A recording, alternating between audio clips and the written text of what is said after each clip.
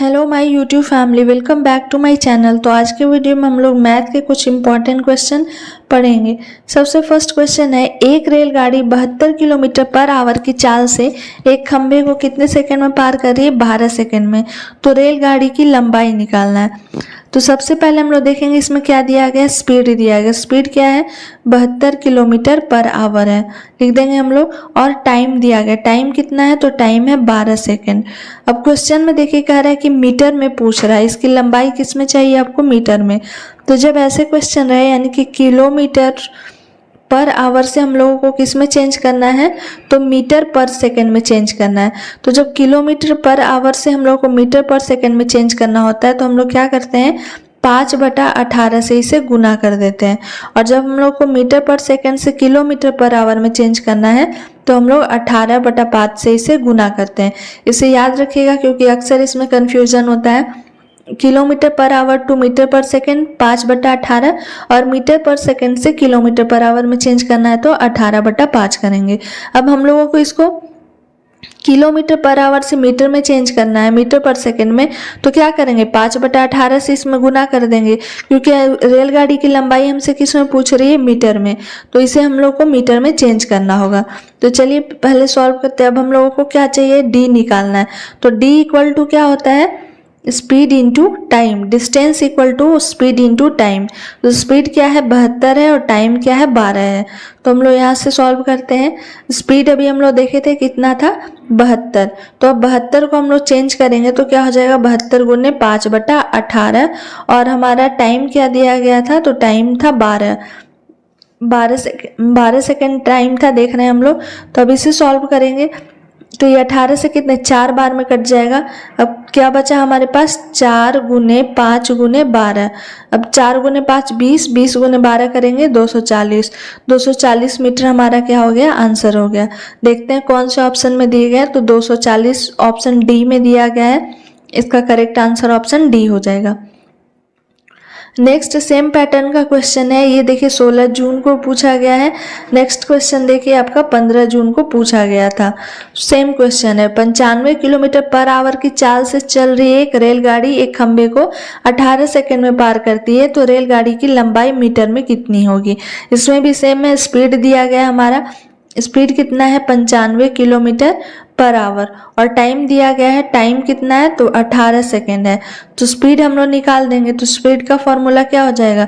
95। इसे भी हम लोग क्या करेंगे? चेंज करेंगे मीटर में।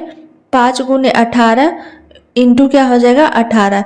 ये 18 से 18 कैंसिल हो गया। आप क्या बचा? 95 गुने 5। 95 गुने 5 मल्टीप्लाई करते हैं। 5 गुने 5 करेंगे 25 का 5, 2 बच गया, 9 बचे 45 और 2 47। 475 मीटर इसका करेक्ट आंसर हो जाएगा। 475 मीटर ऑप्शन ए में दिया गया, इसका करेक्ट आंसर ऑप्शन ए हो जाएगा। अब नेक्स्ट क्वेश्चन हम लोग देखते हैं। नेक्स्ट में दिया गया कि दो संख्याओं का अंतर 14 है और उनके वर्गों का अंतर 56 है तो संख्या निकालना है। तो मान लेते हैं कि एक संख्या, पहली संख्या x है और दूसरी संख्या क्या है? y है। अब क्वेश्चन में क्या दिया गया है कि दो संख्याओं का अंतर 14 है यानी कि x minus y equal to क्या दिया गया है? 14 है। और दोनों उनके वर्गों का अंतर यानी कि x square minus y square equal to क्या दिया गया है? 56 है। तो संख्या यानी कि x और y का हम लोगों को मान बताना है। तो हम लोग जानते हैं कि x square minus y square का फॉर्मूला क्या होता है? तो x प्लस वाई होता है और x माइनस वाई होता है। इसी का वैल्यू आपका क्या दिया गया है? 56 दिया गया है। x प्लस वाई और x माइनस वाई का वैल्यू कितना है? 56 है। तो हम लोग लिख देंगे 56। अब x प्लस वाई को हम लोग ऐसे ही छोड़ देते हैं क्योंकि इसका मान हम लोग को निकालना है। x minus y equal to क्या है? 14 है। तो 14 लिख देंगे गुने 14 इक्वल टू क्या है? 56। अब यहाँ से हम लोग को x प्लस वाई का मान निकल गया। x plus y equal to क्या आएगा? 4, क्योंकि ये 4 बार में कट जाएगा। 14 गुने 4 करेंगे तो 56। अब x प्लस वाई और x माइनस वाई दोनों का वैल्यू हमें पता है तो इसे आगे सॉल्व करते हैं। x plus y equal to क्या आया है? 4 आया है। यहाँ लिखते हैं हम लोग x plus y equal to 4, ठीक है। और x minus y equal to क्या दिया गया था? तो x minus y equal to 14 था। अब इसे हम लोग y से y कैंसिल हो जाए क्योंकि एक प्लस में एक माइनस में है, तो 2x इक्वल टू क्या आ गया 18। अब x इक्वल टू क्या हो जाएगा 18/2 यानी कि 9 आ गया। x का वैल्यू तो आ गया, एक संख्या 9 है। अब दूसरी संख्या यानी कि इसी एक में हम लोग पुट करते हैं, तो इसमें x का वैल्यू पुट करते हैं तो 9 हो जाएगा। x के जगह पे क्या लिख देंगे 9 प्लस y, ये इधर आ जाएगा तो क्या हो जाएगा माइनस हो जाएगा, -14 इक्वल टू 0। अब प्लस y लिख देते हैं यहाँ प्लस y, और 9 और 14 को माइनस करेंगे तो क्या आ जाएगा 9 और 14 माइनस होगा तो बचेगा आपका 5। तो हम लोग यहाँ क्या लिख देंगे 5 लिख देते हैं।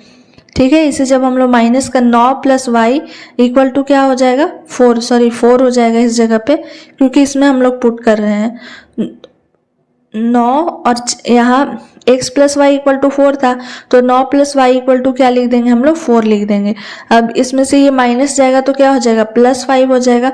9 में से 4 को माइनस करेंगे क्योंकि ये वाली संख्या बड़ी है तो साइन किसका होता है, जो संख्या बड़ी रहती है। तो 9 बड़ी है तो 9 का साइन क्या है प्लस, तो plus y plus 5 equal to 0। अब इस जगह पे हम लोग ये संख्या जब इधर जाएगी तो क्या हो जाएगा y इक्वल टू -5, यानी कि x इक्वल टू हमारा आया 9 और y इक्वल टू क्या आया -5। देखते हैं किस ऑप्शन में है, तो 9 और -5 ऑप्शन ए में दिया गया है, तो इसका करेक्ट आंसर ऑप्शन ए हो जाएगा। पहली संख्या क्या है 9 और दूसरी संख्या क्या है -5 है। नेक्स्ट क्वेश्चन देखते हैं हम लोग, ये एज रिलेटेड क्वेश्चन है। 3 वर्ष पहले एक 5 सदस्य परिवार की औसत आयु, ये औसत हो जाएगा, औसत आयु कितनी थी 17 वर्ष थी। यदि उनकी वर्तमान आयु में एक बच्चे को शामिल कर लिया गया तो आज भी परिवार का औसत उतना ही बना रहता है, तो उस बच्चे की आयु ज्ञात करिए। तो चलिए सबसे पहले हम लोग इसे सॉल्व करते हैं। जैसे जैसे क्वेश्चन में दिया गया हम लोग लिखेंगे। तो वर्तमान में औसत जो है वो कितनी है 3 वर्ष पहले का दिया गया है कितना है 17। तो अभी वर्तमान में हम लोग वर्तमान का निकालते हैं, तो वर्तमान का जब निकालेंगे तो कितना हो जाएगा 3 + 17, क्योंकि 3 साल पहले का ये दिया गया है। तो 3 साल पहले अभी वर्तमान निकालने के लिए 3 जोड़ देंगे तो 20 हो गया। अब कितनी थी 20 साल पहले जो है वो 17 था। कितनी सदस्यों की संख्या है 5। तो अभी हम लोग क्या करेंगे 5 सदस्यों के आयु का योग निकाल लेते हैं।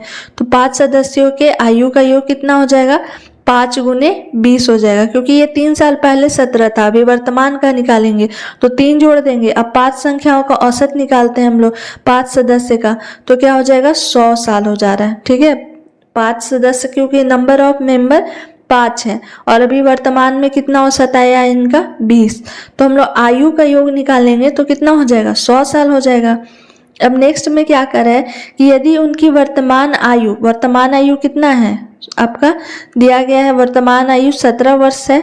तो ये जो हम लोग निकाले हैं कह रहे कि बच्चे को शामिल कर लिया जाए तो आज भी परिवार का औसत उतना ही बना रहता है। एक बच्चा को शामिल किया जा रहा है तो नंबर ऑफ मेंबर यानी कि 6 हो जाएंगे। 5 पहले से थे, एक बच्चा को शामिल किया गया तो कितना हो जाएगा 6 हो जाएगा। लेकिन और क्या कह रहा है कि औसत उतना ही बना हुआ है, यानी जो पहले था 17 था वो 17 ही है, बस नंबर ऑफ मेंबर जो है वो बढ़े हैं। तो 6 × 17 हो जाएगा। तो 6 × 17 कर देंगे तो क्या आ जाएगा 102 आ जाएगा। अब कह रहा है कि उस बच्चे की आयु ज्ञात करना है। तो पहले जो था वो 5 का हम लोग निकालने औसत तो कितना है 100, तो 6 का निकाले तो कितना आया 102। तो इसमें से हम लोग माइनस कर देंगे, 102 में से 100 को क्या करेंगे माइनस कर देंगे तो क्या आ जाएगा 2 साल। तो वो बच्चे की जो आयु है वो कितनी है 2 साल है, क्योंकि आयु जो है वो क्या नंबर बढ़ रहे हैं लेकिन औसत जो कह रहा है उतना ही है, जो 17 था वो 17 ही है। तो 6 × 17 कर देंगे 102 आया, और 5 सदस्यों का निकाल लेते तो 100 आया। तो 102 माइनस क्या कर देंगे 100, तो ये जो 2 साल है वो बच्चे की आयु आएगी। इसका करेक्ट आंसर हो जाएगा 2 साल। नेक्स्ट क्वेश्चन देखते हैं, P और Q की आयु में 4 अनुपात का जो अनुपात है, P और Q की आयु का अनुपात क्या है 4:3 है, और उनकी आयु का योग 28 वर्ष है। तो 4 वर्ष बाद उनकी आयु में अनुपात क्या होगा उनकी, पहले हम लोग लिख लेते हैं P इक्वल टू क्या दिया गया है 4x, ठीक है, और Q इक्वल टू क्या दिया गया है 3x है। अब कह रहा है कि उनकी आयु का योग क्या है, 28 वर्ष है, यानी कि 4x plus 3x equal to क्या दिया गया है, 28 दिया गया। हम लोग अकॉर्डिंग टू क्वेश्चन चल रहे हैं। अब ये क्या हो जाएगा, 7x इक्वल टू क्या आ जाएगा, 28।